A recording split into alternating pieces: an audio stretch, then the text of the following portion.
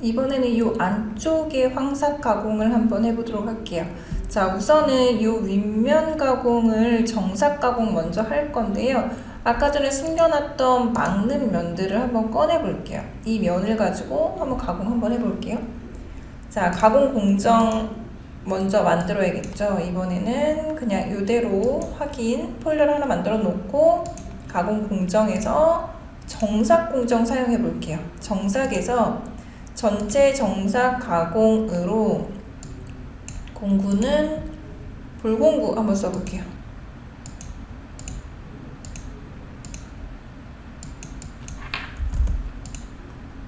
자, 볼공구 10파이로 바꿀게요. 이렇게 확인 눌러놨어요. 자, 그리고 가공 경계선 보시면 이 부분에 면 전부 취소할 거고요. 자, 파트면 찍어볼게요. 파트면으로 이 부분 한번 찍어볼게요. 이렇게.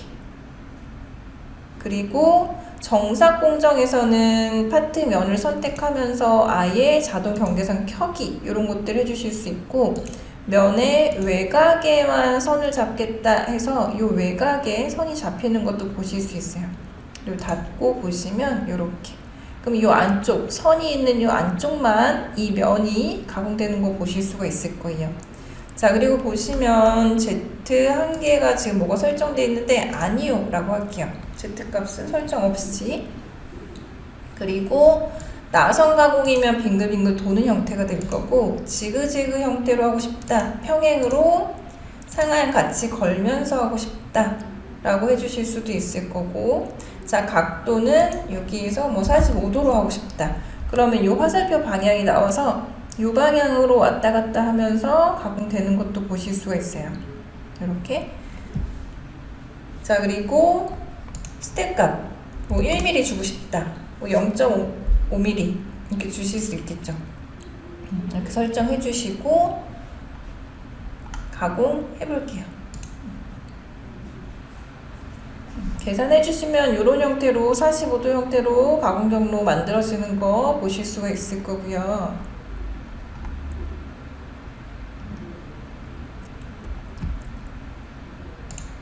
자, 그리고 이 면을 다시 숨겨 놓을게요. 이번에는 이 안쪽에 황삭 가공을 한번 해볼게요. 자, 황삭 가공 할 건데 이 안쪽 뺀 나머지 이 부분만 가공하고 싶다라고 하시면 그 부분만 가공하실 수도 있겠죠. 자, 그럴 때는 캐드 모드 전환해서 면에 아일랜드 면 채우기로 여기 면들을 먼저 막아주시겠죠.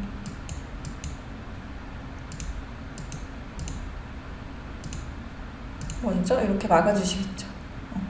그래야 이 안쪽 뺀 나머지 여기만 황삭 가공이 들어갈 거라서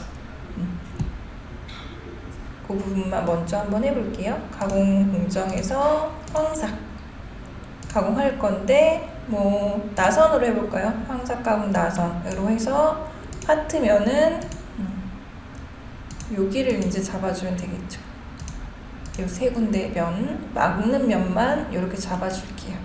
나머지는 파트로 지정이 되어 있기 때문에 이 부분만 가공할 거고, 가공 경계선도 찍어볼까요? 가공 경계선 이 면의 외곽 여기 이렇게 찍어주시고 확인 눌러주시면 이 안쪽만 황삭 가공을 하고 싶다라고 설정해 주실 수 있어요. 소재를 인식하고 있을 거기 때문에 소재에 업데이트 해서 이 부분만 어드밴스로 고정 플러스 수평 플랜으로 수직 스텝 뭐 3mm로 할게요. 크게 사이즈 스텝 3mm로 이렇게 해서 가공하고 싶다 계산해 주시면 이 부분에 황삭 가공이 여기에만 이렇게 들어갈 거예요. 이렇게 해서 황삭 가공 되는 거 보실 수가 있고요. 자, 그리고 이 안쪽 여기도 하고 싶다 라고 하시면 이 부분에는 볼륨밀 공정을 쓰셔도 되겠죠. 아니면 이 황삭 가공할 때 같이 하셨어도 되겠죠. 자, 여기에서 2.5축 포켓 볼륨미를 쓰겠다 라고 해주시면 이 부분 파트 외형선에서 NC 포켓으로 단순하지 않은 포켓 표시해서 여기 선택해 주실 수 있을 거고요. 이 부분 가공하겠다 라고 설정하실 수 있겠죠. 여기 설정해 놓고 수직 스텝 주실 수 있고 사이드 스텝 주시고, 보시면 개별 외형선이기 때문에 Z값 들어가 있을 거고요. 자, 2D 볼륨밀로 해주실 수가 있겠죠. 이렇게. 자, 나머지 양쪽 요 부분도 해주실 수 있겠죠. 공구가 작다라고, 작은 공구다라고 설정해 주시면 똑같이 지우고, 요 부분도 이렇게 선택해서 지금은 수동으로 임의로 선택을 해볼게요. 여기, 그리고 이 부분도 이렇게 선택해서 가공해 주실 수가 있겠죠. 대신에 수동으로 지금처럼 선택하실 때는 보시면 이 선에 대해서, 이 선에 대해서 Z값은 수동으로 이렇게 넣어 주셔야 돼요. Z 상단 위치 찍어 주시고 Z 바닥 이렇게 찍어 주시고 이렇게 해주셔야 요 선에 대해서 값이 들어가는 거 보실 수가 있어요. 자, 그리고 다시 확인 눌러주시고 이쪽 선도 찍어 볼게요. 확인 눌러서 Z 값이, 요 값이 제대로 들어갔는지 보시고, Z 바닥도 바닥 치수가 들어갔는지 보시고 확인 눌러주셔야 그때 개별적인 외형선의 Z 값을 쓰실 수 있어요. 자, 그리고 나서 계산해 주시면 이 안쪽에도 포켓 가공이 이렇게 들어가겠죠. 수직으로 20mm씩 해서 사이드 스텝 3mm로 해서 이렇게 가공된 거 보실 수 있어요. 자, 이렇게 황삭 가공하고 나서 정삭 가공을 하실 텐데, 정삭 가공 한번 해볼게요. 가공 공정에서 정삭, 전체 정삭 가공이라던가 전체 가공 경사각 이런 것들을 써주실 텐데, 자, 어드밴스에서 레이어로 하향 가공할 거고 어디를 가공할 건지 한번 설정해 볼게요. 취소하고 파트면 요 부분 한번 볼게요. 포켓으로 이렇게 지정해서 한꺼번에 선택되게 이렇게 해볼게요. 자, 만약에 이 부분을 정삭 가공하고 싶다라고 해서 이렇게 설정을 했어요. 설정하고 보시면, 자, 레이어로 가공하겠다, 측벽만 가공하겠다라고 했을 때 0.5씩 쭉 가공하고 싶다 해서 계산해 보시면 이런 형태로 가공이 될 거예요. 자, 이 부분 같은 경우에는 이렇게 구배가 진 형상이다 보니까 이 위쪽은 가공하고 뜨고 가공하고 뜨고 이런 부분이 막 생길 거예요.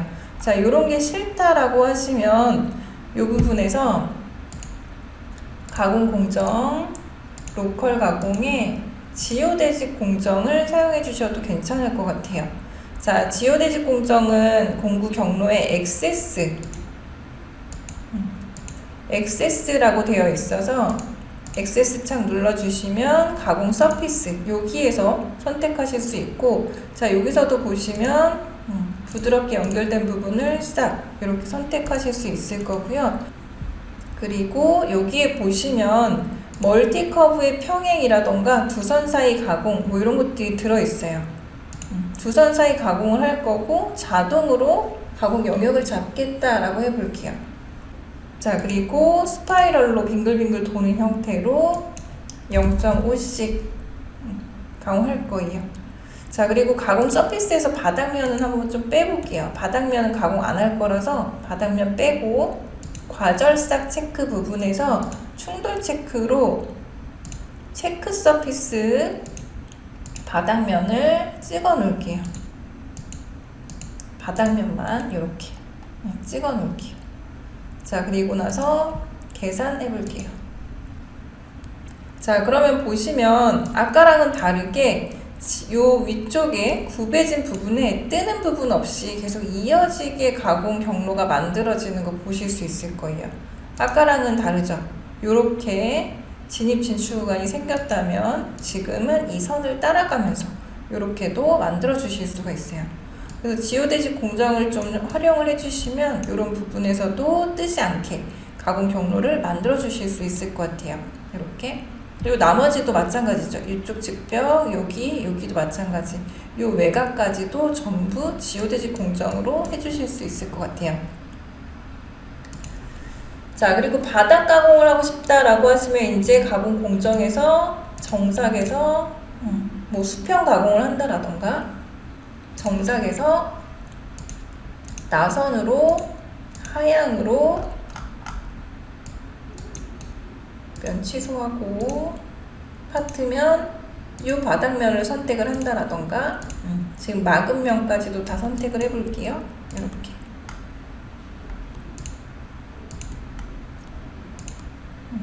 이렇게 선택해 주시고 자동 경계선 외곽하고 내부를 다 찍겠다라고 해주시면 이렇게 경계선도 잡힐 거고요. 자, 이 상태에서 이 공구로 수평 가공 뭐 0.5씩 계산해 주시면 바닥 부분에 정삭 가공도 들어갈 거고요. 자, 그러면 측벽이라던가 이 형상의 부분 정삭이라던가 황삭 그리고 측벽 가공할 때 뜨지 않게 지오대직 공정 사용해 봤고 바닥 가공도 해보실 수 있겠죠.